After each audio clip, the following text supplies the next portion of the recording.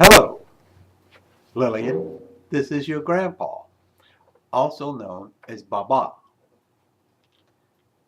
I want to read you a story I wrote some time ago. Its story is about the Cajun Mermaid.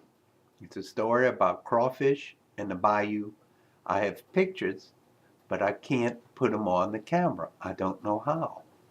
So if you would just sit down, get comfortable, watch this TV program.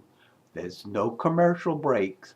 I'll try to read this story. This is my first reading, so it might not go too smooth, but it should be fun.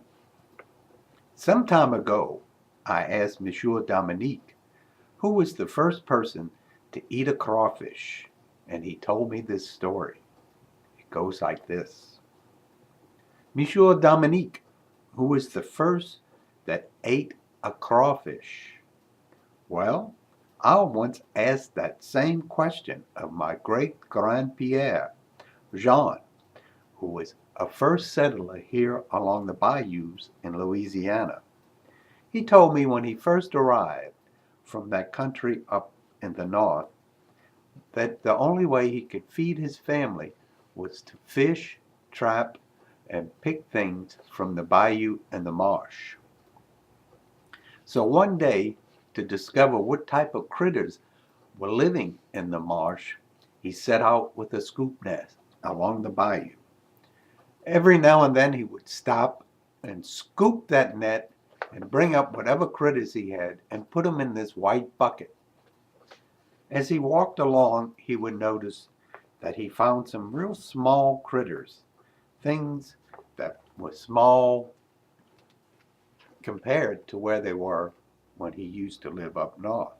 He found some petit poisson, small fish, and petit crevette, small shrimp, and petit lagostine, these little small lobsters. As he put those critters in his bucket, he was wondering, why are they so small here and so large there? But he continued to use the net and then stopped and sat because he was going to look through them and find one that he could use as bait on a fishing pole. As he reached into the bucket, he heard this whispering, and he could not figure out what it was. And finally he discovered in his bucket there was a small lagostine, or a small crayfish, and it looked a little bit like a woman. It had a woman's head, but a crawfish body. So he called it a Cajun mermaid. As he listened to the mermaid, she said, Monsieur, please do not harm me. If you do as I ask, I will help you find all the bait you need to fish. And in the winter, you can use these as bait, but in the spring, they'll be large enough for you and your family to eat.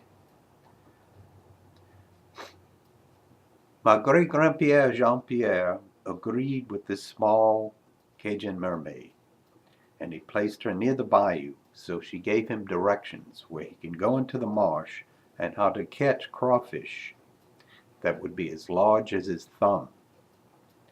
She told him in winter, when they small, use them as bait to catch fish, but in the spring, when they begin to get large, he can boil them in spicy water and feed the whole community. This is the story that was told to me by Monsieur Dominique, who lived along the bayou and who would crawfish and fish to feed his family. Still today, the people of the bayou eat fish and crawfish, and in the spring they have a big crawfish party where they celebrate the Cajun mermaid and the wonderful marsh that gives them the food to eat. This is why we have to protect the marsh where we get our food and protect the Cajun mermaid who we promised years ago. The end. This is the end of the recording for Lillian. I hope you enjoyed it. Have fun today.